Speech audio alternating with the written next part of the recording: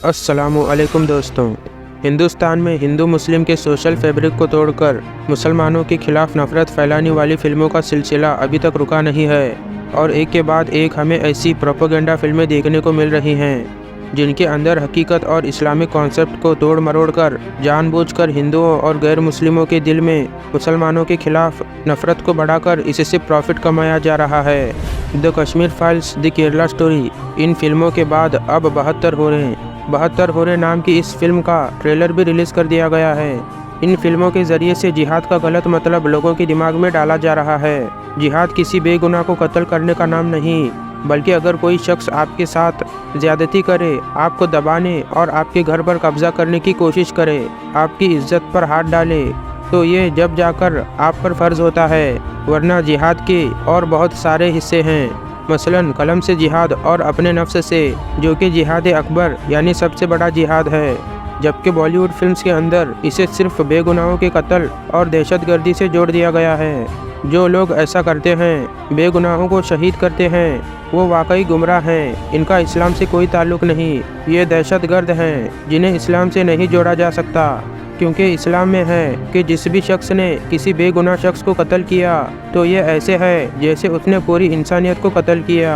अल्लाह ताला ने इंसानों को दुनिया में सब्र करने के बदले कि वो अल्लाह के हुक्म के मुताबिक चले और हर हराम चीज़ से बचे और हर हराम काम से खुद को रोके, दुनिया के अट्रैक्ट करने वाले फितनों से खुद को बचाएगा तो इससे जन्नत का वादा किया गया है और वहाँ पर हमेशा की नियामतें, जिस चीज़ की भी वो ख्वाहिश करेगा इसकी फितरत के मुताबिक पूरी होगी। अगर एक इंसान दुनिया में खुद को शराब से बचाता रहा तो उसके लिए जन्नत में शराब और दूध की नहरें होंगी। जो मौसीकी से बचा रहा उसके लिए जन्नत की मौसीकी होगी और जो फहाशी से बचा रहा उसके लिए हूरें होंगी। जन्नत में इंसान जो खाना चाहे वही उसके सामने हाजिर हो जाएगा और इसकी खिदमत के लिए गुलाम होंगे। कम से कम दर्जे के जन्नती की ज़मीन से 10 गुना बड़ी अपनी सल्तनत होगी।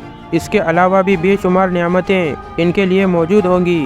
अब इतनी सारी नियामतों को छोड़कर अगर कोई गैर मुस्लिम सिर्फ औरों को निकाल कर कहे कि इनके लालच के अंदर मुसलमान दहशतगर्दी करते हैं और लोगों को मारते हैं, तो ये कितनी बड़ी मुनाफिकत होगी।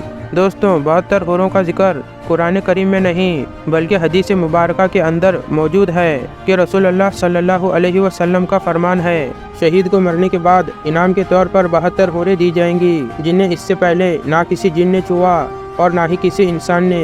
ये 72 होरें हर शख्स के लिए नहीं बल्कि हदीस मुबारका से साबित है कि हर शख्स को सिर्फ 2 होरें निकाह में दी जाएंगी, मगर शहीद को 70 गुना बढ़ाकर, क्योंकि इसने अल्लाह की राह के अंदर अपनी सबसे कीमती चीज़ अपनी जान तक को पेश कर दिया अगर वो वाकई में हक पर था। ये होरें इतनी खूबसूरत और ट्रांसपेरेंट होंगी कि इनके जिस्म के गोश्त और हड्डियों को अलग अलग देखा जा सकेगा और अगर कोई हूर दुनिया के अंदर आ जाए तो उसकी खुशबू और नूर से ज़मीन और आसमान कवर हो जाएंगे। हदीस में है कि जो शख्स बदला लेने की ताकत के बावजूद अपने गुस्से पर काबू रखे तो अल्लाह ताला क़यामत के दिन इसको बुलाकर इसकी मर्जी और इसकी पसंद की हूर से इसका निकाह फरमाएंगे, जबकि इसकी दुनिया की बीवी इन तमाम हूरों की सरदार होगी। अगर वो चाहे तो दुनिया के शौहर के साथ भी रह सकती है और अगर चाहे तो उसे छोड़ भी सकती है, ये उसकी मर्जी होगी। जन्नत में क्योंकि जिस्मानी और तमाम रूहानी बीमारियां ख़त्म हो जाएंगी, लिहाजा कोई भी हूर या बीवी किसी दूसरी से हसद या नफरत अपने दिल में नहीं रखेगी और औरतों को मर्दों से भी बढ़कर जन्नत के अंदर बहुत कुछ मिलेगा, जिसका जिक्र हदीस मुबारका के अंदर कुछ इस तरह से बयान होता है कि हज़रत आयशा से रिवायत है कि रसूलुल्लाह सल्लल्लाहु अलैहि वसल्लम ने फरमाया कि औरतों को अल्लाह ने जन्नत के अंदर ऐसी ऐसी नियामतें अता करेगा जिसका ना इन्होंने कभी तस्वुर किया और ना कभी इनकी आंखों ने देखा। लिहाजा हमें नहीं पता कि वो क्या है, जन्नत में जाकर ही पता चलेगा। और इस फिल्म के अंदर इसी 72 होरों के चैप्टर को बुनियाद बनाकर प्रोपोगेंडा किया गया है कि मुसलमान इन होरों के चक्कर के अंदर ब्रेन वॉश होकर दहशतगर्दी करते हैं। इनका मकसद ये सब दिखाने का ये है कि जो इस्लाम से मुतासिर हो रहे हैं और तेजी से मुसलमान हो रहे हैं वो इन सब चीज़ों को देखकर इस्लाम से बदचन हो जाएं, क्योंकि वो खुद तो इस्लाम के बारे में कुछ जानते नहीं और ना ही रिसर्च करते हैं। तो इनके दिमाग के अंदर इस्लाम का जो भी कॉन्सेप्ट ये लोग बिठाएंगे वो उसी को बिना पढ़े सच मान लेंगे। लिहाजा इनके दिमाग में खुद से इस्लाम के खिलाफ ऐसे नफरत अंगेज कॉन्सेप्ट बिठा दो कि वो इस्लाम से ही बददन हो जाएं और जहालत की मौत मर जाएं। इस फिल्म के डायरेक्टर का कहना है कि क्या होगा अगर मुसलमानों को पता चले कि मरने के बाद किसी हूर का वजूद था ही नहीं, बल्कि ये बुरी मौत मरा जैसे एक दहशतगर्द की होती है। यह शख्स इतने यकीन से कह रहा है कि जैसे ये खुद जन्नत से होकर दुनिया के अंदर वापस आया हो और दुनिया के लोगों को कंफर्म कर रहा हो।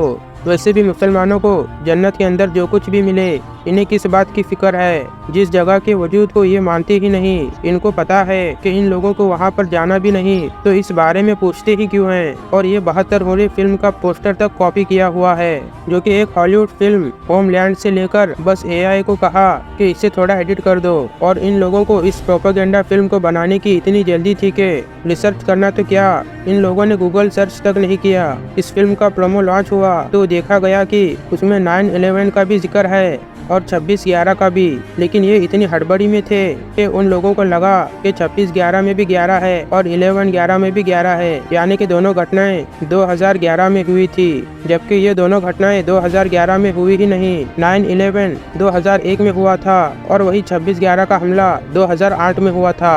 इन मूवी मेकर्स को सच्चाई से कोई लेना देना नहीं, इन्हें तो बस लोगों का ब्रेन वॉश करना है। ये लोग मुसलमानों को गलत साबित करना चाहते हैं, मगर ये लोग सच को जितना भी छुपा लें, सच तो एक दिन सामने आ ही जाता है। पूरी वेस्टर्न दुनिया की मिसाल आपके सामने है कि कैसे इस्लाम को दहशतगर्दी से जोड़ा गया, मुसलमानों पर जुल्म हुए, इन्हें तबाह किया गया, इन्हें जलील किया गया, मगर आज भी पूरे मगरिब के अंदर इस्लाम सबसे ज्यादा तेजी से फैलने वाला मजहब है। और यही है सच्चाई की ताकत। अगर इन लोगों में हिम्मत है तो लॉजिकल और फैक्ट्स की बुनियाद पर एक बड़े प्लेटफॉर्म पर इस्लाम को गलत साबित करें, और अगर ऐसा होता है तो लोग खुद ही इस्लाम से बदजन हो जाएंगे।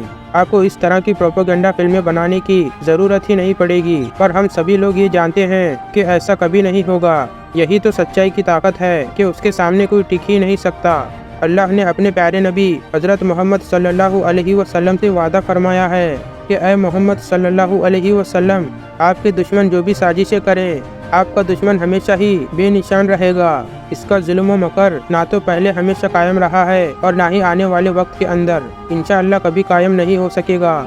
दोस्तों, आपकी क्या राय है कमेंट करके ज़रूर बताएं, और मैं अब आपसे मिलता हूं ऐसी ही नई वीडियो में। दोस्तों, आज की इस वीडियो को हम यहीं पर ख़त्म करते हैं। वीडियो पसंद आई हो तो वीडियो को लाइक कर दें और चैनल को सब्सक्राइब कर लें।